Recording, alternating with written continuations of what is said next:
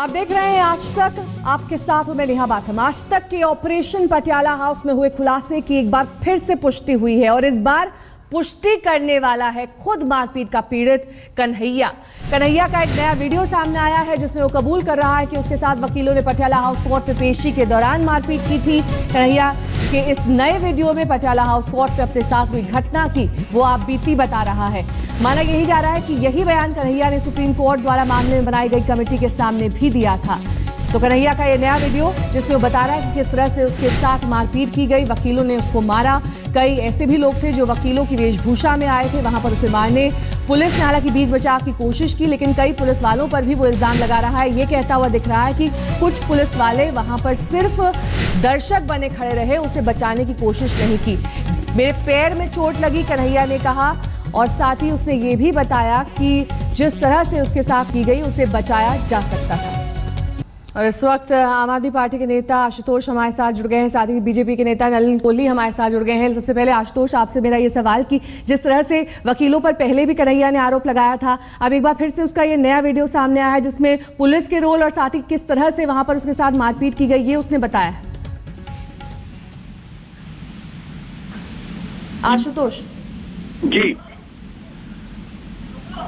ये जो नया वीडियो सामने आया है इससे पूरा का पूरा मामला अब एक तरह से उजागर हुआ है। उसने अपने बयान में स्पष्ट तौर पर आशुतोष ये कहा है कि वहां पर पुलिस खड़ी थी, इसके बावजूद मेरी पिटाई की गई और वकीलों के भेष में कुछ लोग आए थे, उन्होंने भी मुझे पीटा।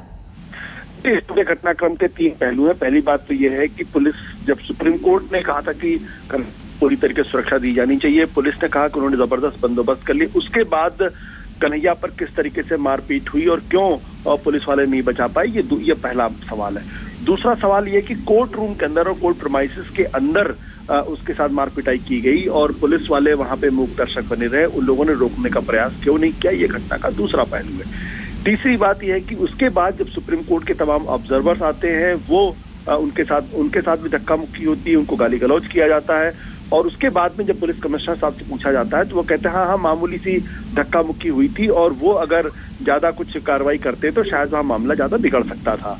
तो सवाल ये उठता है कि सुप्रीम कोर्ट के आदेश के बावजूद अगर दिल्ली की पुलिस उनकी बातों को नहीं मानती है तो ये देश के संविधान पर एक बहुत करारा झटका है, रूल ऑफ लॉ पे करारा झटका है। दूसरा सवाल ये है कि अगर सुप्रीम कोर्ट के कहने के बावजूद भी अगर दिल्ली की पुलिस कमिश्नर, दिल्ली की पुलिस अगर कार्रवाई नहीं करती है तो ये किसी पुलिस कमिश्नर के बस की बात नहीं हो सकती। इसका मतलब उनको आशुतोष जी बने रहिए। नलिन जी, आपने आशुतोष द्वारा उठाए गए सवालों को सुना, जवाब दीजिए। उनका ये कहना है कि लॉ पर सवाल उठ रहे हैं, जिस तरह से वहां पर वकीलों की भूमिका रही उस पर सवाल उठ रहे हैं, पुलिस कमिश्नर ने जो कुछ कहा वो भी इस वक्त सवालिया निशान खड़े कर रहा है।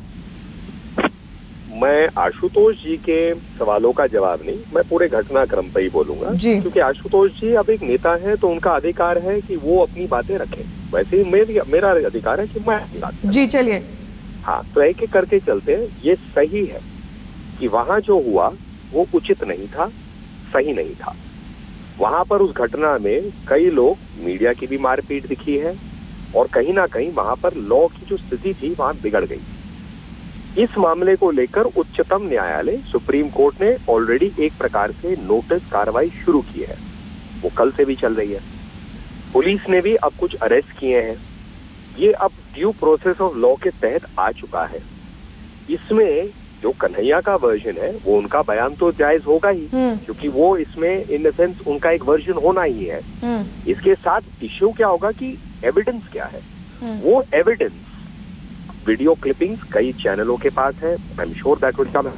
कुछ फोटोग्राफ्स होंगे, कुछ आई विटनेस अकाउंट्स होंगे, उसके आधार पर जो भी गिल्टी है उसकी पनिशमेंट होनी चाहिए, क्योंकि वही ड्यू प्रोसेस ऑफ लॉ है। एक पहलू सिर्फ ये है कि ये गलत माना जाता है कि हाँ कोई भी आए, चाहे वो कन्हैया के वकील हो जो उस पार्ट ऑफ उस पैनल के थे जो सुप्रीम कोर्ट से आए थे, या कोई और हो, किसी के साथ भी गाली गलौज या मैन हैंडलिंग उचित नहीं है। लेकिन इसका एक दूसरा पहलू है कि उस वर्जन का, उनका जो वर्जन होगा उस पर देखना पड़ेगा एविडेंस कितना मैच करता है, क्योंकि आखिर वो भी तो कन्हैया के वकील उसमें शामिल थे और दे आर ड्यूटी बाउंड, क्योंकि वो उनका क्लाइंट है, उसके वर्जन को आगे करें। लेकिन तो जब कार्रवाई, मैं लास्ट एक सेंटेंस बोल रहा हूँ सिर्फ, अब जब सुप्रीम कोर्ट के सामने आ गया, इससे ऊंचा जा नहीं सकता है, इससे ज्यादा स्पष्ट नहीं हो सकता है। अब हमें इंतजार करना चाहिए कि फाइनल क्या निकलेगा उसमें। बहुत बहुत शुक्रिया नैनल जी हमारे साथ इस बातचीत और चर्चा में शामिल होने के लिए।